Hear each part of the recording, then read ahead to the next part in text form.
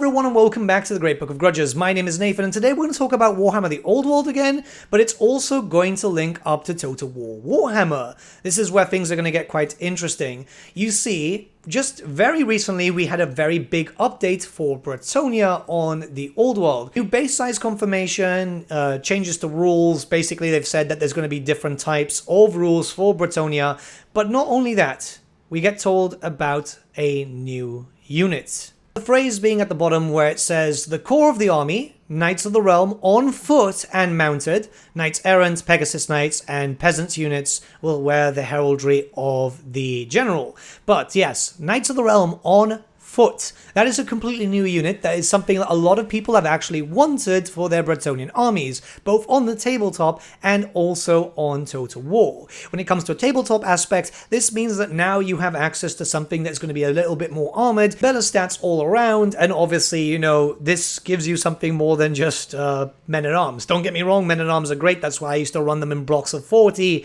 but now we actually have some variety. This is the first new unit that's ever been confirmed for Warhammer the Old World just yet, and it's something that we're going to see more of in the future. I've heard some rumors about new units that we'll talk about in the future. Keep in mind that my source was quite correct last time, considering the base sizes were proven true in this exact article. But I'm pretty happy about this. Obviously, it's something that I want. I've been painting up my Bretonnians. If you've been following me on Twitter, I've been rebasing my Bretonnians into the new base sizes because, well, yeah, new edition, new game, new fun, right? I only wonder what type of weaponry we'll get from the Foot Knights. Commonly, they would have either lances and shields or sword and shield, but we've seen that other weapons do exist. Like, for example, the other Bretonnian post from the previous month had a battle axe, so we might be able to get some knights on foot with great weapons too, which would be kind of interesting. But this news is likely to be the first of many new units that we'll start to hear about and possibly see soon enough, because it's still rumored that it's going to come out this year. Yeah, I know some people think it's not going to happen, but I've heard very, very strong rumors that we're going to see it within this year. There's still time left, and we know there's more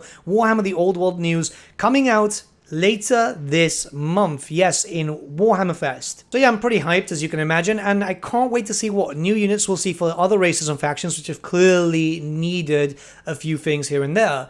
You know, the Empire could do with some higher tier foot infantry, like, you know, Reichsguard on foot, or just Knights on foot, which is something that many people have been hearing about lately. It's a rumor that's going around too, and it would help.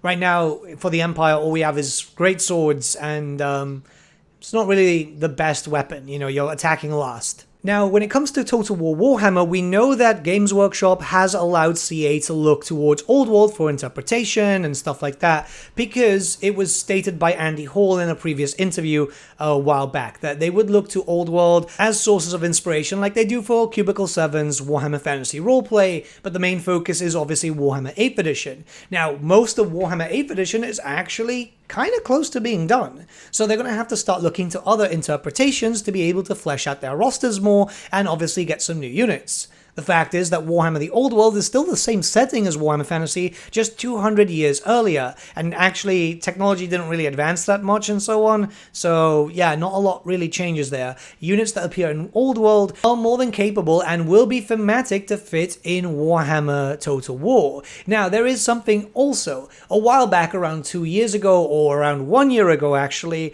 there was a bit of an Ask Me Anything on the Total War Discord, and the problem is, yeah, you know, they remove it, so I can't find the source, because if you go back, like, they don't keep their interviews live, which is freaking stupid, but okay. But Rich, one of the people from Creative Assembly, someone fairly high up, did say that he would hope in the future to see Truffle Hounds and Foot Knights. Well, we've got Foot Knights now. Truffle Hounds would be kind of cool. So that kind of links up to Warhammer the Old World already. Not only that, but we can kind of guess that Creative Assembly knows a lot what's happening with Warhammer the Old World. At least the main developers do. Mostly because, you know, Cafe and Kislev were developed for Old World and ended up here too. There was collaboration, and it's fairly certain. We've all heard those little whispers that they are working a lot closer and that their relationship is actually quite strong. So I'd say that that the future DLC will also be quite linked up to Warhammer the Old World as a form of cross-promotion, especially since we know for a fact that a lot of fans of the Total War series wanted to get into Warhammer Fantasy. They were not able to buy the miniatures because the End Times got rid of most of those lines and stuff like that. However, those lines are now returning for Warhammer the Old World, so you get what I mean? So Foot Knights for Bretonnia would be quite useful. I've spoken about this in many videos in the past, where having some knights defending the walls would be kind of useful if you're getting stuck in a really big siege. Not only that, but just having higher tier units. Bretonnia's roster is unfortunately very, very barren, and that's because, well, yeah, that's pretty much it. The 6th edition army book, a little bit of 4th, and yeah, that they don't really have that much from the past. Bretonnia didn't really have that many unique units. Keep in mind that Bretonnia did radically change. In the past, they did have crossbows, they did have bombards and stuff like that, but when they became more the chivalrous Bretonnia that we know today, yeah, it's not very easy to go back to those units that don't fit with the lore. But new stuff like these knights on foot would be kind of cool. Alberic, for example, would make good use of them because having foot knights would be kind of cool to fight in Illustria and not having all these horses in terrain that is just not useful for horses. But that's not it. In the future, when it comes to Warhammer the Old World, it's very likely we could end up getting stuff like Int, Koresh, and so on. The fact is that Games Workshop are listening to the fans now. It's about time. It's only taken 40 years. But if Warhammer the Old World sells as well as it might be projected to sell, they will make more armies because they know that selling the old stuff will only get them so far. New armies is what's going to sell. Cafe and Kislev are proof of that. Completely new armies. There have been rumors floating around about other races and even sub-races getting some sort of update for Warhammer the Old World, potentially just with lore at the very beginning. We've seen new lore slowly creeping in for Ind and Koresh and other nations too, like Estalia and Talia, so it's only a matter of time. The rumors of Estalia and Talia getting their own armies and even Araby are quite loud. If they show up in Warhammer the Old World, it's very likely they'll show up as DLC in the future for Total War Warhammer 3. Again, my source is the one telling me about Estalia, Talia, and Araby, and, well, he was right about the 25mm bases, and even the bigger bases for the cavalry. So yeah, there's definitely some sort of cross-promotion happening. There's definitely a lot of possibility. The fact is, if Old World does well, Total War will get more content to be able to draw from it. More DLC, more races, more everything, really.